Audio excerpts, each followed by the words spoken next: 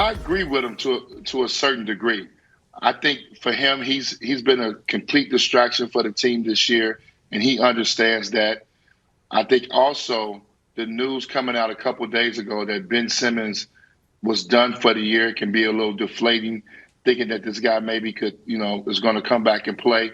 So when you start thinking the ultimate is winning the championship, that's tough to fathom as they fight in the play-in situation, and you don't know who you're playing. So I have no problems with his comments. I think this team is built to be good over the next couple years.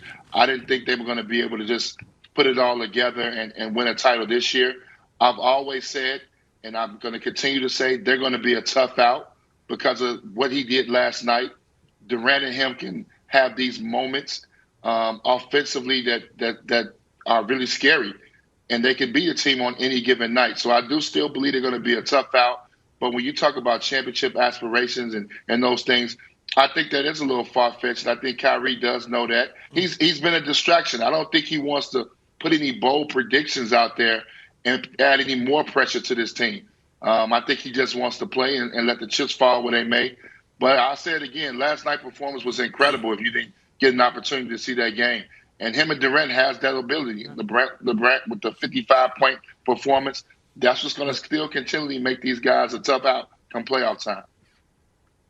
No, and I had a chance to see the game. And, in fact, Jenna, his seat was – you said you were going with me. I paid extra for that second seat. You never showed up. You don't answer my texts. I'm sitting there at Barclays all alone waiting for you to join me to watch the show, but that's fine. Another time – no, I mean, literally, it's fine. It's wasted money.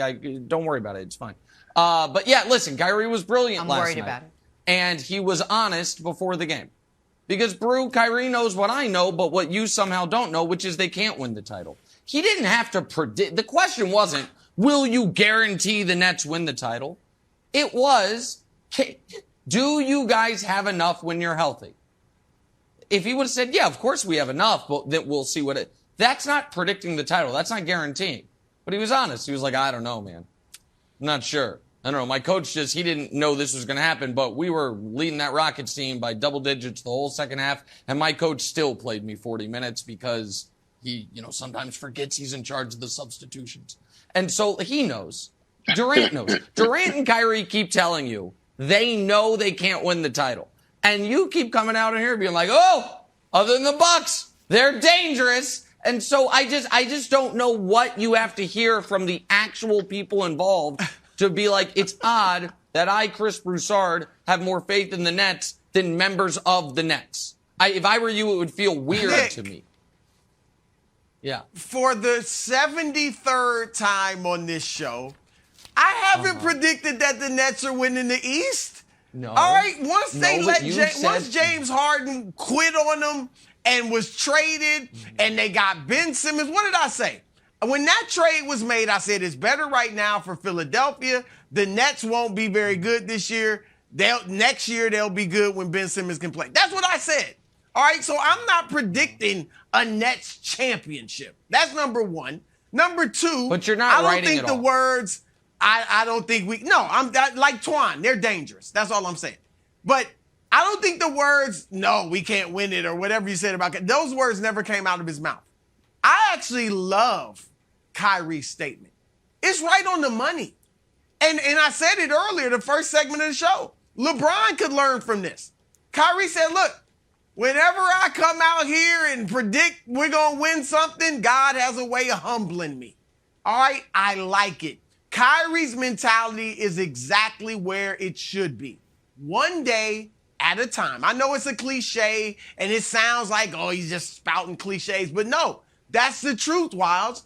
Phil Jackson, what did he always want his players to do? Value the journey. Stay in the present.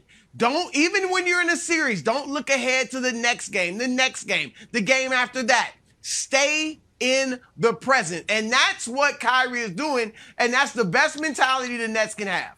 One game at a time, one practice, one game, everything at a time. And so I like it. I know Nick wants him to be like, we got our swagger back. How'd that work out, Nick? Would you rather have heard that from Kyrie? How'd that work out? I love it. Kyrie was right on the money. We should have never shown Broussard that clip. I'm just for the record. If I ever get into a time machine, I take back that clip.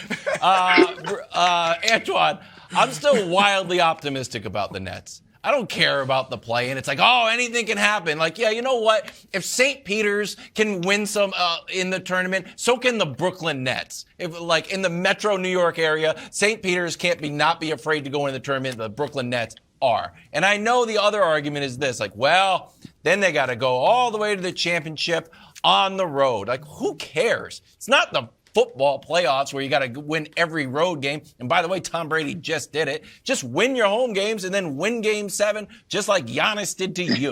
So I'm not worried at all about the play-in, and I'm not worried about not having home court advantage. Do you think I'm too optimistic and I'm treating home court advantage? I'm not giving it enough credit because I'm not worried about it at all. No, home court advantage doesn't matter. Not to a Brooklyn team when you got two tremendous offensive players like KD and Kyrie Irving. They could go on the road and get a win. I think we just got to call space back. This is an incomplete roster, an incomplete situation that we're going to have to see it all the way through. And I mean, one, we don't know if Steve Nash can be the coach. Is he's the right coach to lead this group? That's a question mark they have to think about when probably the season over with. Then also you got to think about, too, we got to get Ben Simmons back in the mix. You got to see how he's going to gel with these guys. They'll come, obviously, with a full training camp and all those things next year. And you also got to think about they're horrible defensively. So you got to fix that problem, too, as well. And you got to try to figure out maybe adding 1 or 2 role players to go along with all this offensive talent. We know how good Ben Simmons is defensively, so you're going to add a great defensive guy there. But they got to get better defensively. So it's an incomplete roster, an incomplete situation that has an opportunity to be a dangerous and fun group in the playoffs. There you go. And just, if I may, just very quickly here, and I hate to do this to my great teammate Kevin Wildes, but when you have a fact error that egregious, I have to point it out. I can't wait for the break. What did I do? Tom Brady did not win all road games en route to a Super Bowl. He won 3 road games and then had a wildly unfair home field advantage in the Super Bowl, which we then saw once again rear its head this year. Teams at home in Super Bowls are historically undefeated. It should never be allowed to happen again. That's first point. I mean, just the facts, guys. Literally, home teams in the Super Bowl have always won and never lost, and it's crazy that this is allowed to happen in the NFL. So that's first point. Second point is this. Wildes and Brew keep trying to trick the audience into thinking Antoine is agreeing with them. Antoine is agreeing with me. Antoine and I are the two people here saying you don't the even Nets think they're dangerous. Hold on a second. Antoine, you believe they are drawing dead to win the title. You think they have no chance this year to win the title, correct? No, they don't. They don't have a chance. I want to hear it at all. Thank you. Thank you. So you guys, they have exactly. Kansas has a 0% chance. Hold on. Eastern Conference has too many good teams, and I don't know who they're going to play or what the situation is going to be. They got too many good teams. They're not going to be able to just turn it on like that. No. Yes, thank you. That's all. I just wanted it to be clear. Nick thinks in his heart of hearts, Twan, you guys are crazy. Twan, before you align yourself with Nick, he thinks they're going to lose in the play-in. If he really is on, Nick, no, I just do not. Admit it. I have not said that. Admit it all show. No, I think they're going to lose in round 1. Oh, without I think they're going to. I got to see who they play in the play-in. They're going to play Cleveland. I got to see if they get Philly. If they play Cleveland, yeah. They're going to lose in round 1. I don't care who it is. They're losing in round 1.